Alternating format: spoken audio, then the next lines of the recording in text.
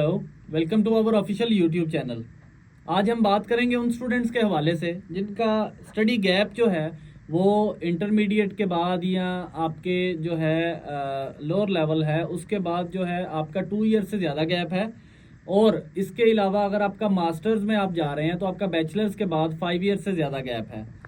University of रोहैम्पटन जो है UK, उसका जो है क्राइटेरिया जो उन्होंने थोड़ा सा इसको चेंज किया है। किस हवाले से? उसमें गैप के हवाले से। अगर आपके पास 5 ईयर्स का एक्सपीरियंस भी है और आपका मास्टर्स प्रोग्राम के लिए जा रहे हैं और आपका गैप है, वो आपका स्टडी जो है वो गैप है, तो देन आपको यूनिवर्सिटी ऑफ रोहैम्पटन जो है वो एडमिशन नहीं देगी। रूटीन में इस तरह से प्रैक्टिस नहीं थी। अगर आपका पोस्ट ग्रेजुएशन के लिए आप जा रहे हैं और आपके पास प्रीवियस एक्सपीरियंस है तो चाहे वो 5 ईयर्स का हो, इवन दो 10 ईयर्स 15 ईयर्स तक भी स्टूडेंट्स को अकोमोडेट करते थे। लेकिन अब यूनिवर्सिटी ने अपनी पॉलिसीज चेंज कर ली और मैक्सिमम यूनिवर्सिटीज इसी मोड पे जा रहे हैं कि चाहे वो किसी का एक्सपीरियंस है, चाहे वो कोई और चीज़ है, अनलेस के कुछ ऐसे प्रोग्राम्स हैं जो बिल्कुल 10% तो हैं कि उसके लिए आपका एक्सपीरियंस मैटर करता है, वो एक्सपीरियंस वाले लोगों को प्रेफर करते हैं। लेकिन ज़्यादा जो 90% अब यूनिवर्सिटीज़ हैं वो गैप को जो है वो आपकी एक्सपीरियंस को गैप ही कंसिडर कर रही हैं। आपने कहीं पे जॉब की है, वो आपका गैप कंसिडर कर रहे हैं कि आपकी एजुकेशन नहीं है, आपने उसके बाद जो है काम पे चले गए हैं और देन वो उसको क्रेडिबल नहीं समझे और उसकी बेस पे वो अपने ऑफर नहीं इशू कर रहे। रोहैम्पटन ने ये लास्ट टाइम पे भी जो है कुछ केसेस में स्टूडेंट्स के साथ यही किया है कि उन्होंने पोस्ट ग्रेजुएशन के स्टूडेंट्स जिनका 5 ईयर से ज़्यादा गैप है उनके ऑफर लेटर जो हैं वो इशू नहीं किए और उनको एप्लीकेशन को रिजेक्ट कर दिया है। इसी तरह से अगर आप इंटरमीडिएट की बात करें तो जिनका 2 ईयर से ज़्यादा सेशन गैप है उनको भी एक्सेप्ट नहीं किया और उनका भी अगर एक्सपीरियंस भी लगाया है तो वो उसको एक्सेप्ट नहीं कर रहे। तो इट मीन्स कि टाइम जो है वो अब चेंज हो रहा है। अब ये जो स्नैरियो है कि पहले जितना मर्जी गैप है उसकी एक्सेप्टेबिलिटी हो जाती थी, थोड़ा बहुत उस पर खींचते थे, लेकिन अब उस पर वो काम ज़्यादा करना शुरू हो गए हैं। अब उस पर लोगों को वो रिजेक्ट कर रहे हैं, उनकी एप्लीकेशंस नहीं ले रहे और अगर किसी की ऑफर आ जाता है तो देन उसको क्रेडिबिलिटी इंटरव्यू में फेल कर देते हैं।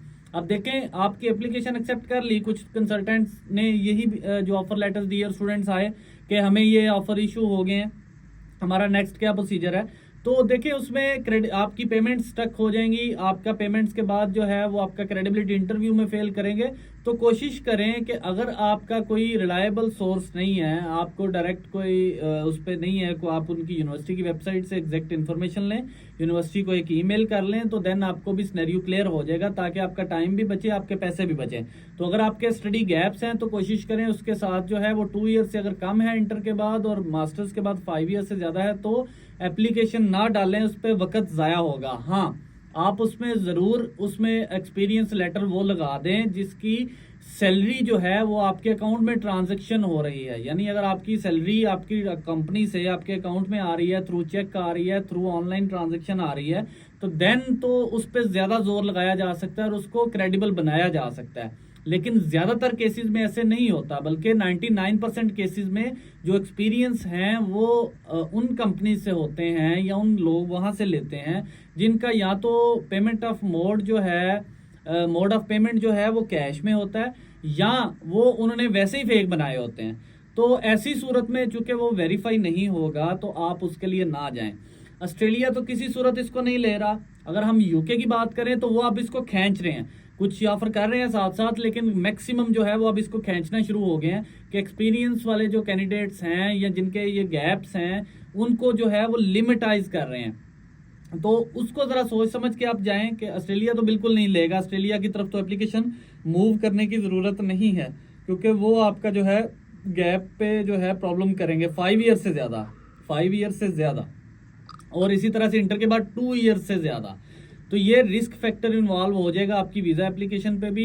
यूके ने भी फिर अब इस पे काम शुरू कर दिया है। वहाँ पे अभी तक चल रहे थे, लास्ट इनटेक तक गैप, मैक्सिमम गैप वाले स्टूडेंट्स जो हैं एक्सेप्ट हुए हैं, लेकिन अब मुख्तलिफ यूनिवर्सिटीज़ का जो क्राइटेरिया है वो चेंज हो रहा है। जैसे मैंने आपको रोहैम्पटन की एग्जाम्पल दी है, आप उसमें एप्लीकेशन डालेंगे एक्सेप्ट नहीं होगी।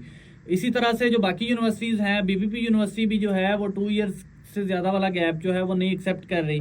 अगर हम लंदन साउथ बैंक की बात करें तो वो भी अगर 2 साल से ज़्यादा है और विद आउट एनी जस्टिफिकेशन है, प्रॉपर रिकॉर्ड नहीं है, तो वो भी नहीं लेगी।